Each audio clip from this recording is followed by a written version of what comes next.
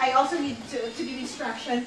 So first of all, we need to, we're advocating safety, but we have to be safe first before anything else. So we will be seeing a lot of hazardous. We always, seen a lot of hazardous things, like drugs, baggies, syringes, deadly weapon, used condoms. Whatever neighborhood we visit, they appreciate us. They tell us that they've been waiting for people to do that in the neighborhood. So there's really that hunger. You'll see in their eyes that they're so surprised and like, oh, we've been waiting for you. Why only now?